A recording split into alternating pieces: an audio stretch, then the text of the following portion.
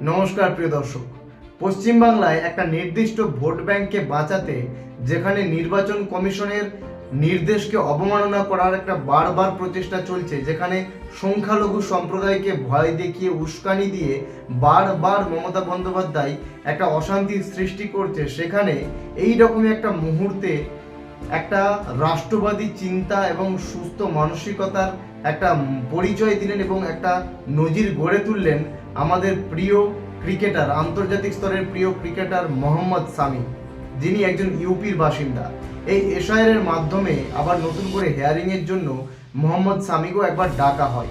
আর এই বিষয়টাকে নিয়ে আমাদের এই রাজ্য থেকে মমতা বন্দ্যোপাধ্যায়, অভিষেক বন্দ্যোপাধ্যায় এনারা কিন্তু গোলমাল করতে কিন্তু ছাড়েননি। এছাড়াও অশান্তি বারবার লাগিয়ে গেছেন, কিন্তু যেমন লড়াইয়ের ময়দানে, ক্রিকেটের ময়দানে মোহাম্মদ সামির একটা ইয়ার কাট, পারফেক্ট একটা ইয়ার কাট একজন ব্যাটারকে একেবারে ক্লিন বোল্ড করে দেয়, ঠিক সেই রকমই একটা উত্তর তিনি কিন্তু এইরকম একটা রাষ্ট্রীয় চিন্তাভাবনার মুহূর্তে এসে দিয়েছেন। তিনি এটুকু জানিয়েছেন, মোহাম্মদ সামি এটুকু জানিয়েছেন যে আমাকে একবার কেন, আমাকে 100 বার ডেকে পাঠানো হোক, আমি উপস্থিত হব।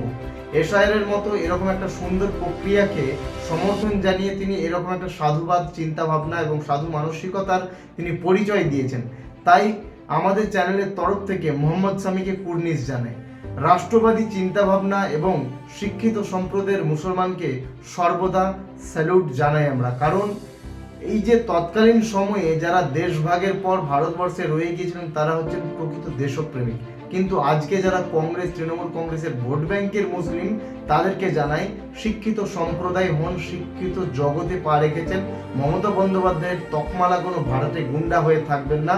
রাষ্ট্রবাদী চিন্তাভাবনা, রাষ্ট্র মনোভাব নিয়ে ভারতবর্ষে বসবাস করুন, দেখবেন তখন হিন্দু মুসলিম দ্বন্দ্ব আর দাঙ্গা কখনোই লাগছে না। তো নমস্কার, এই ভিডিওটা আপনাদের কেমন লেগেছে জানাতে ভুলবেন না। আপনাদের অবশ্যই কোনো মতামত থাকলে কমেন্টে লিখবেন। নমস্কার, জয় হিন্দ, বন্দে মাতরম।